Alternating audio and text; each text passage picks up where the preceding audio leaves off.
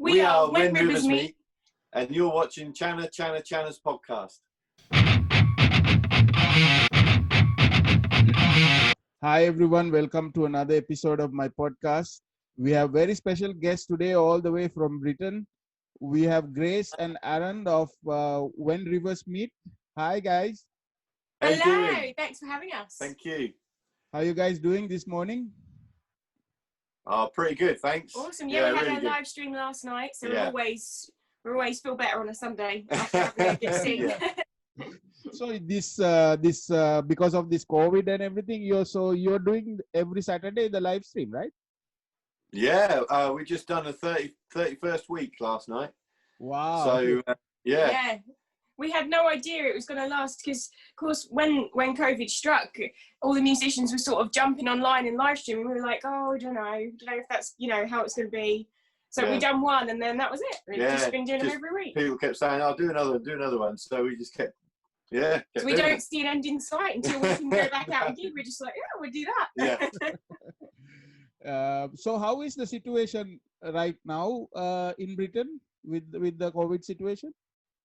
Unfortunately, it's just starting to get worse again. So half of the country is locked down again, probably assuming that the rest of the country will be locked down again by probably the end of next week after maybe. Yeah, they're sort of doing regional lockdowns, so with it's general restrictions, and then this area's just been stepped up again. So it's far from over.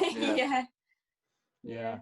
So you guys miss touring and performing, right? Because that's what's really affected because of COVID, right?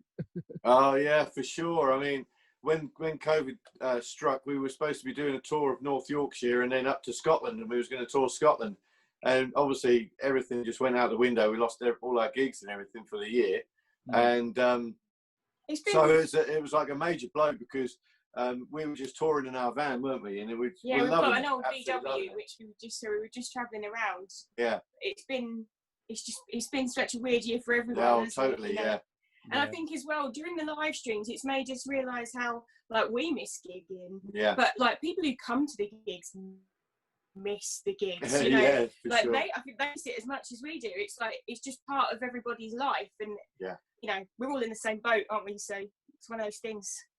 Right. So how I discovered you guys was that I don't know, somehow I got this post on Facebook. That's how I first got to know When Rivers Meet, and then I checked out your page, and then I checked out the YouTube. That's how I got to know you. Awesome. Oh, that's awesome. Yeah, and then when I was hearing, I actually told you in the email that like the songs like Tomorrow is like one of my favorite songs. It's really nice song. Oh wow! Fantastic. That's awesome. So Aaron and Grace, can you tell me a little bit about your childhood, and then how do you got into music? Yeah, you go first. Yeah, so my mum and dad didn't really play a lot. My mum's a Londoner, so she could do a few honky-tonky, knees up Mother Brown and different things on the piano. But she wanted us to be musical, so me and my sister went to piano lessons when we were 4. So it was we always had a piano, and then I went through all different instruments. I've always been obsessed with singing. That's always been my thing. But I started gigging when I was 12, so it's always been the main focus in life. But I think the music that was most influential was my dad loved Motown and soul, so a lot of Dusty Springfield, Randy Crawford. So they were huge inspirations. And then I went on to the Whitney Houstons, and then eventually the Bonnie Raitt and the blues singers. So that's sort of my when I was at school, even though we had music, we didn't sort of play any instruments or anything like that. It was kind of like an hour of doing not a lot, to be honest. And so I think I was in a rock band sort of a bit later on, and just sort of got. I love singing as well, and he loves performing. Just I love performing. Yeah, and it was just a case of just getting into it like that, and then we met a bit later on, didn't we? And and I think when we met, I was in a Meatloaf tribute band. Yeah. I was in a couple of rock bands, just local stuff, you know. Yeah. That's how it's all started. Really. We didn't start singing together for a while, did we? No, we didn't. No, it took a little while, didn't it? Yeah, because we had our own individual projects, and we were sort of like just concentrating on them. And then one day we just sort of like, well, we should probably do something together, really. Yeah. So that's how we got together. It took a little while. Yeah. Right. So do you remember, like, when do you like first met to each other? Well, we first met down my local pub, and it was on a Friday night, I think it was, and I just happened to walk in, and Grace was behind the bar. That was her very first night, and I saw her, and I thought, oh my God, she's gorgeous, and I just I went up to talk to her, order a drink, and I just started talking to her, and the very first subject we spoke about was music, funnily enough. Yeah, we just started talking about, and that was it, wasn't it? I think what happened in the pub, there was people dissing Elvis, and we were like, no, because he was on the jukebox, wasn't he? You don't diss Elvis. You know, Elvis was amazing. Yeah, so we've united on defending Elvis. Yeah, totally. Yeah. Right. So playing as a duo, who is like your, like, have you looked at the other duos that came before you, and who sort of like inspires you playing as a duo? I think as a duo, the biggest influence for us as a duo would have been the Civil Wars. I think of their harmonies and things like that. We've sort of been playing, like, we've been working as a duo for a little while, and then we saw the Civil Wars play on telly, and we were literally dumbfounded because the harmonies and the way their voices connected, we were like, oh my God, we've got work to do. And they they set a standard of where you need to, I'm not saying we've ever going to get there, but it's certainly a standard to aim for. The connection with their voices was just, you know, unprecedented. So that's definitely a massive vocal influence. I think we think that they're probably the greatest duo of all time. Vocal duo. Yeah. So it was them, but we also, like, we love bands. You know, we love classic rock and like big Guns N' Roses fan. Oh, huge Guns N' Roses fan, and my favourite band of all time. So I love Nirvana and Metallica, Iron Maiden, Black Sabbath, and Free. when we met, so many. Led Zeppelin.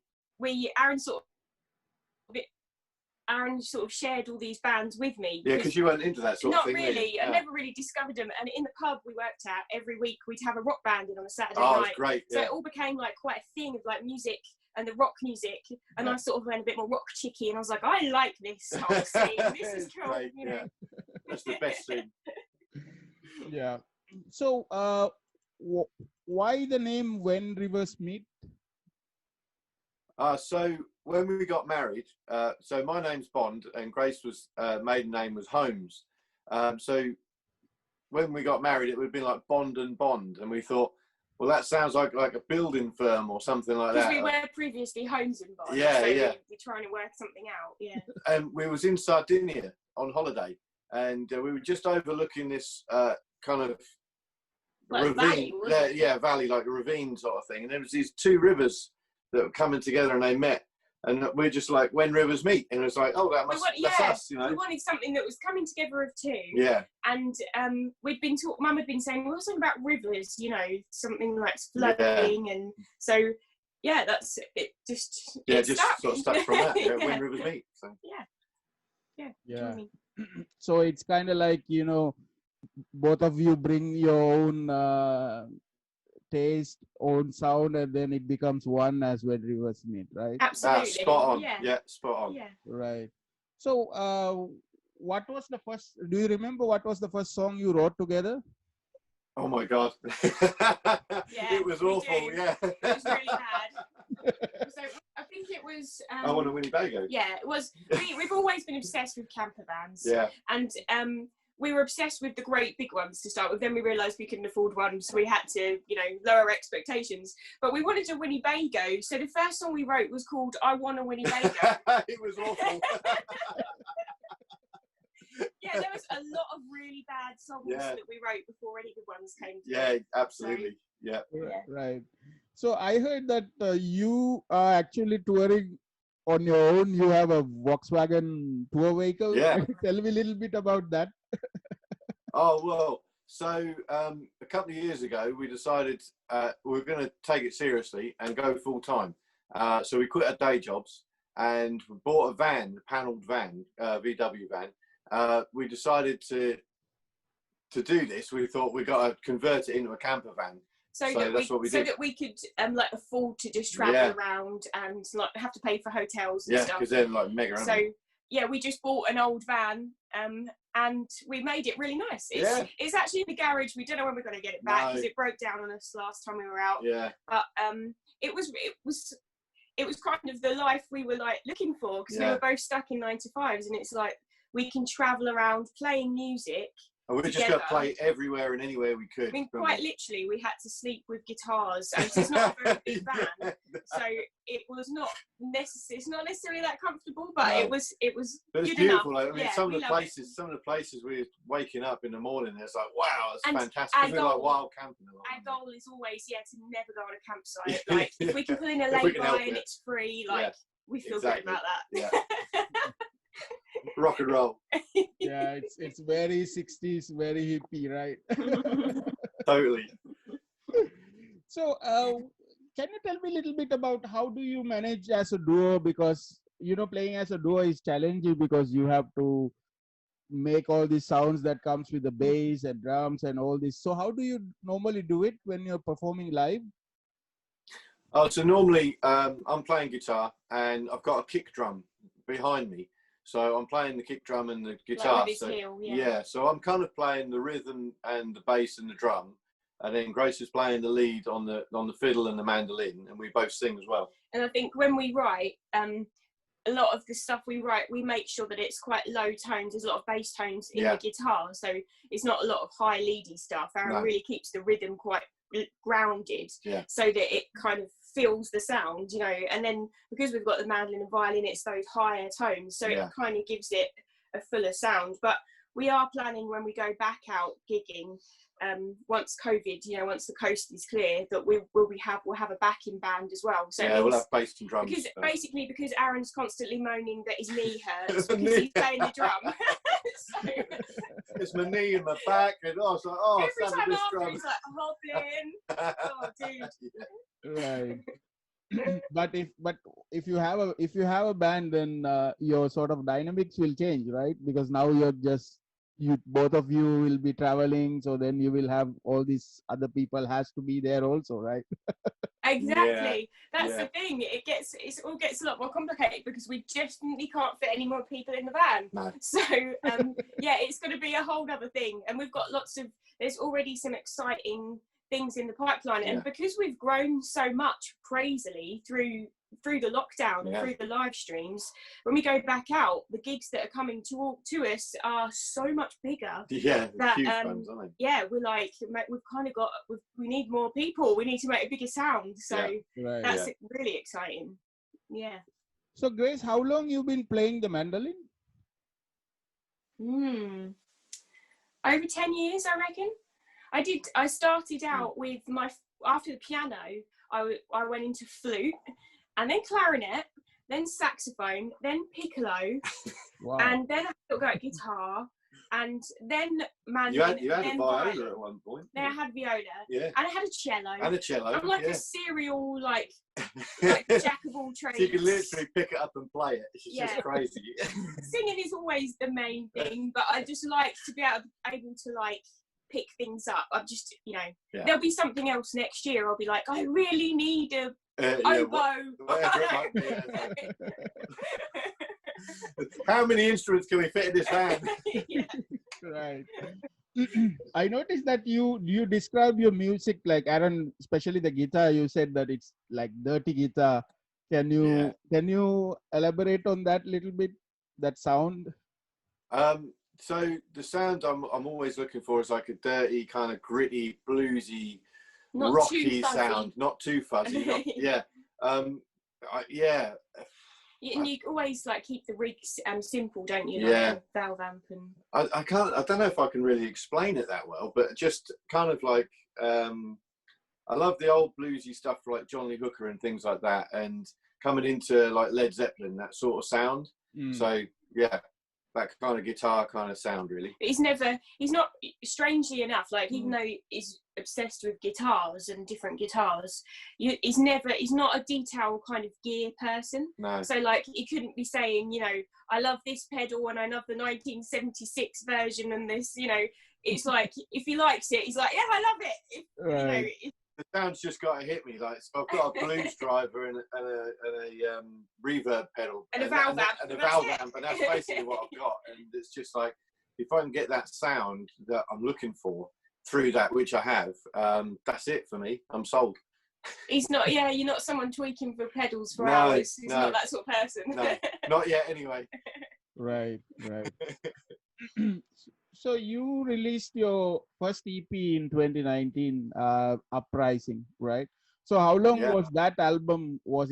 Did it take many years for that, or was it just released, recorded in 2019? Yeah, we recorded it in, I think it was February, March of 2019, and we released the EP in September. And then we did another EP, which Innocence of Youth. And we did that again. I think it was came out in May, didn't it? Yeah, it came out in May. I think we recorded that in January, February 2020, and we released that in May. They didn't really take that long to record, and that was the first time. The Uprising EP was the first time we'd worked with Adam Bowers at the Boathouse, who he produces our material. He records everything. He plays drums and bass, and he's been a key part of getting the sound that we wanted and getting a great sound, because he gets what we like, and he's been a metalhead as well. So even though he does like a variety of different styles in his production, he's like a rocker as well. And he's just really open and creative. So finding Adam has been like key to to the sound we've got now. And like with the album, he took it reins even more. He was like, he really got involved in getting the sounds right, and that was a much longer process than the EPs. That was like months. On the Uprising EP, because I really love almost all the songs you had on that EP. It sounded very fresh when I started listening to it. As I'm also like kind of like Guns N' Roses, and I also love the blues. I love all sort of music. So it's a really fresh. It felt very fresh when I was listening to those songs on Spotify. So can you tell me a little bit about one song I really like is Free Man. Can you tell me a little bit about that song? Yeah. So basically we kind of wrote that about leaving our jobs and to be free to go out and gig. So, and just to live that kind of life on the road, just traveling about and playing music, basically. That's what the song was about. And I think with our style of songwriting, our motto is keep it simple, stupid. And so like it's a very simple. We just love just find a good solid riff, a strong beat, good vocals. Aaron's does our lyrics. So he's crazy lyricist. He just gets lost in it, and he can just write reams of lyrics. He's amazing. And she's the melody queen. Yeah, she comes up with all the melodies. She's like, it's amazing. So and once we worked out that we had to have those roles, and that Aaron's better doing the lyrics and I'm better doing the music, and then we come together and we sort of pull it all apart and put it back together. But and Free Man was actually one of the songs that came the easiest. Yeah. It was very natural, to the point where you write it and you think that was kind of too easy. Is it a bit crap? So you never really know until people hear it, and then no, it's good. And that was the very first song we wrote for the EP. Yeah, wasn't it? Yeah. It's just done. Yeah. Right. Yeah. And then I really love Tomorrow. I mean that's really my favorite song from you guys. So can you tell me a little bit about Tomorrow, the essence of that song?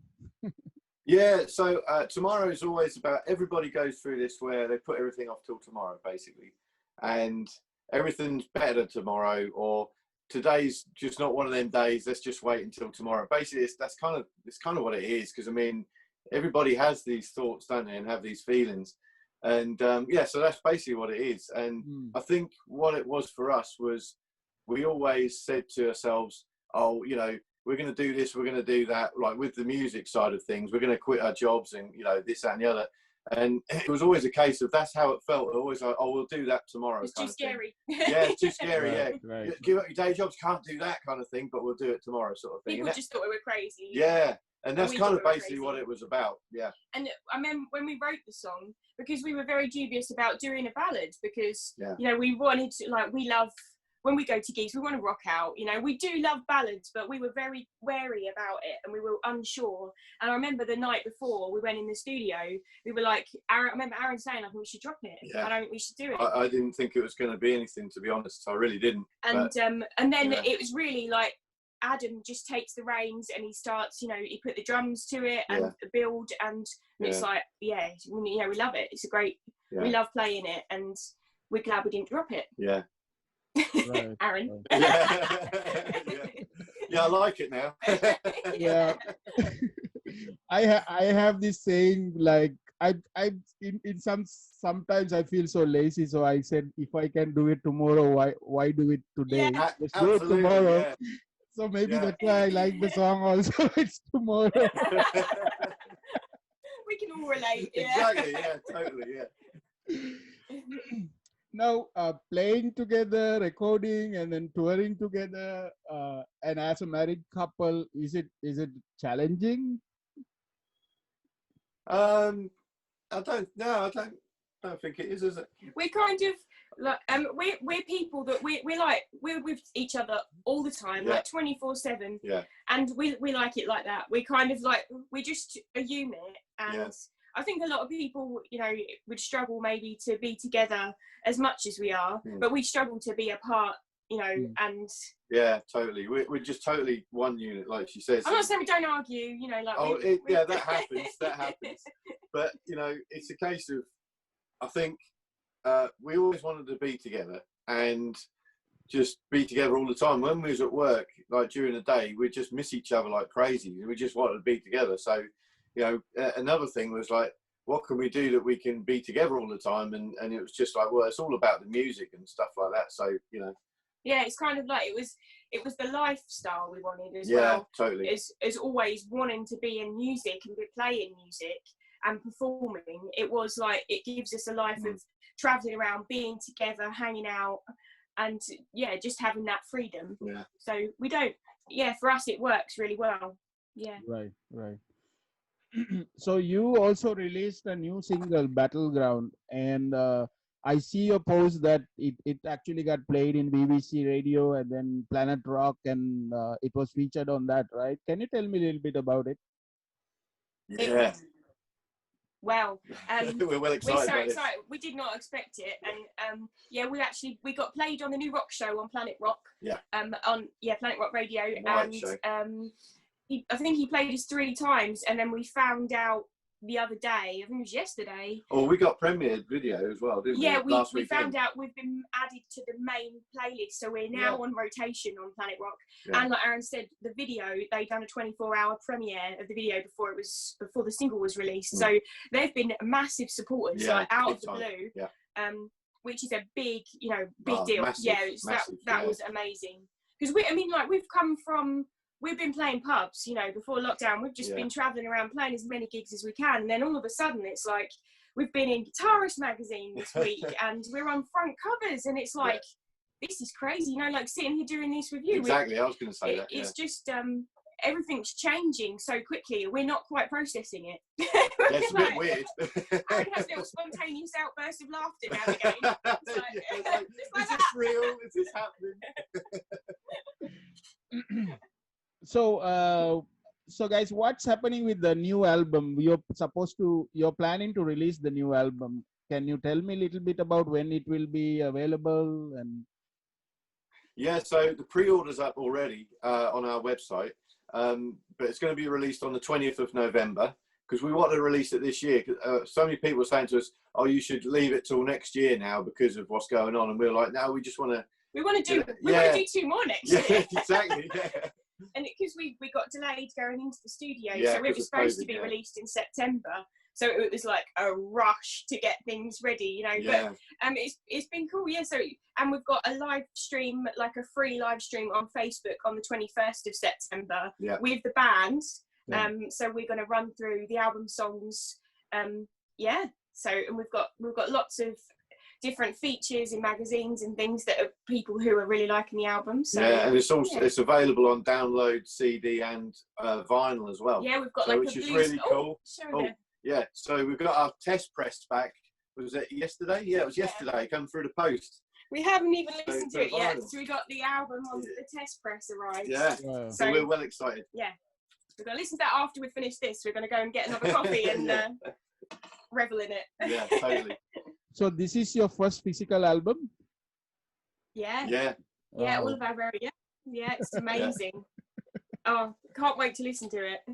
It's such a big, honestly, like we've said it, it feels, this is our biggest achievement that we've like ever in our life. Totally. Yeah. This album is just. I mean, this year we're supposed to be full of gigs and this, that, and the other, and obviously doing an album as well. But for some reason, apart from doing the gigs, which has been replaced by just doing the live streams every Saturday night, everything's still going ahead for us, which is amazing, really, considering lockdown and stuff. So having the internet and things like that has been a massive help for us. And I think early on we were like this, we could all see it. We couldn't see an end in sight. So it was like, we can't get down about this. We've got to just adapt and try and thrive in it. And because when lockdown happened and we lost all our gigs, we thought, damn, what are we going to do?